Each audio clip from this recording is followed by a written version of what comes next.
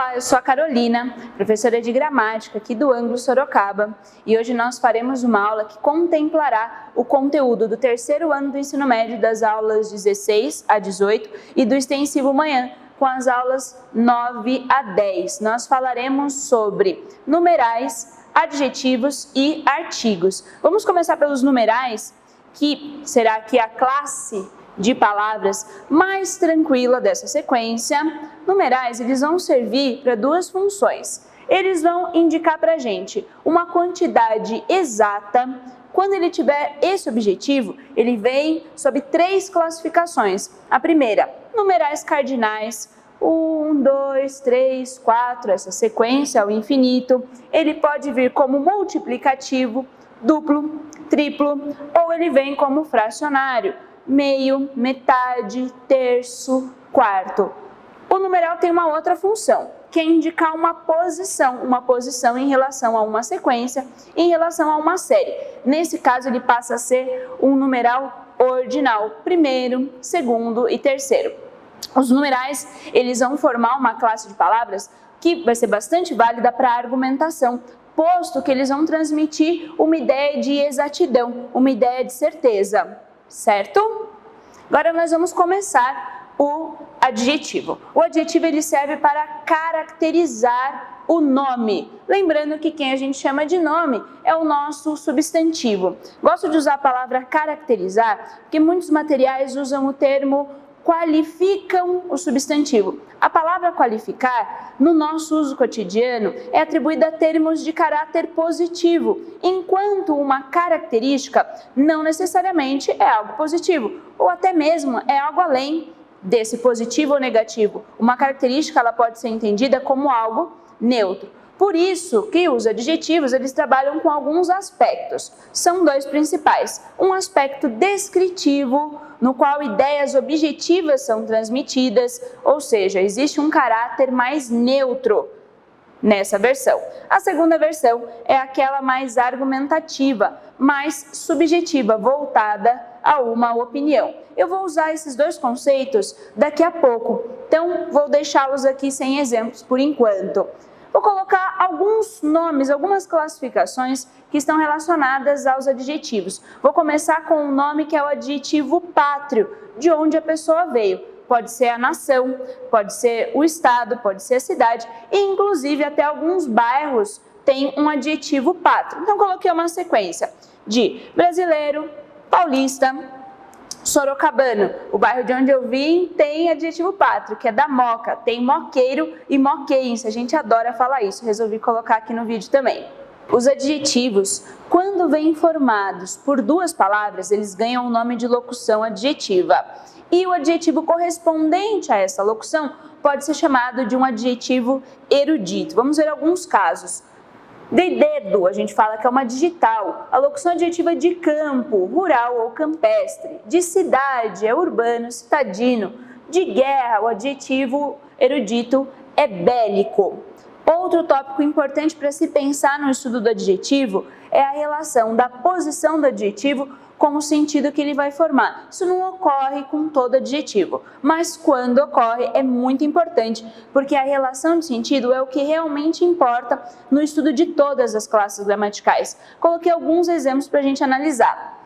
Um homem pobre, eu tenho no pobre o adjetivo, e aqui é uma ideia mais descritiva, é uma ideia mais neutra, enquanto um pobre homem é uma ideia subjetiva, é uma ideia argumentativa, é a opinião de alguém. Na mulher grande, uma ideia também mais descritiva. Grande mulher é uma opinião, é uma análise do caráter dela. Coloquei um exemplo que nós temos um exercício da Unicamp, que está na apostila de vocês, que é duas expressões totalmente distintas que ocorrem por conta da posição do adjetivo em relação ao substantivo. Político, preso. Aqui a gente tem o preso como o adjetivo, aquele que exerce a função política como trabalho e foi preso. E aquele que é o preso político, a pessoa que está na condição do cárcere por conta de questões ideológicas contra o governo vigente. Então, aqui é o principal elemento de todo o estudo do adjetivo, a formação de sentido que ele vai trazer para o nosso texto, para o nosso contexto. Um ponto agora relacionado à análise sintática do adjetivo se refere à possibilidade de um adjetivo mudar de classe gramatical e ele passa a se tornar, na maioria das vezes, um adjetivo, como eu tenho aqui. O povo brasileiro está insatisfeito com, aqui eu deixei para você completar com a sua criatividade.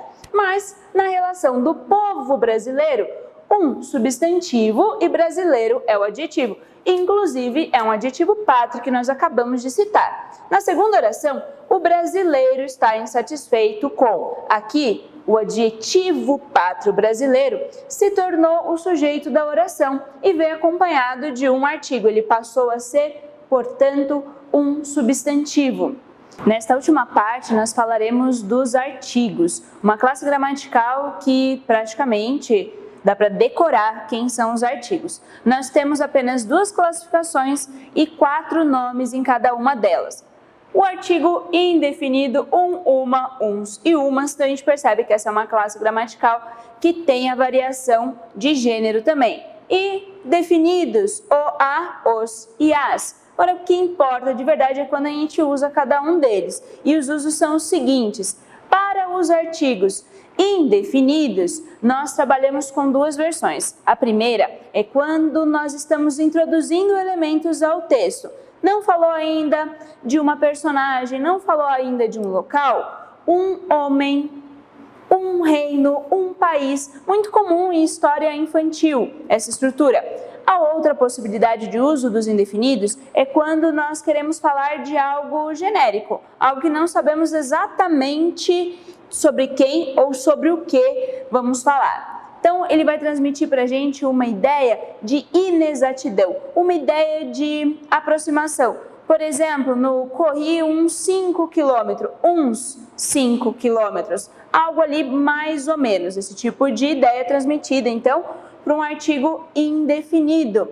No artigo definido, nós temos uma ideia de uma anáfora, de uma retomada. Lógico, para retomar só pode ser algo que já foi dito anteriormente. E a outra possibilidade de uso do artigo definido é quando nós estamos falando sobre algo que nós conhecemos, nós, na posição do emissor, a pessoa que está enunciando algo, bem como aquele que está na posição do receptor também sabe sobre quem estamos falando. Então, se eu digo a diretora do colégio, pressupõe-se que então eu sei quem é essa diretora e você, a pessoa com quem eu estou falando, também sabe. Portanto, dizemos que o artigo definido transmite uma ideia de exatidão, uma ideia de algo mais certo. Gente, encerramos essas 3 classes gramaticais. Lembre-se que isso aqui é uma introdução para que você consiga resolver os seus exercícios. Todas essas classes possuem a possibilidade de um aprofundamento, mas espero que vocês já consigam trabalhar com essa base dada por esta videoaula. Então, aguardo vocês em breve. Até mais!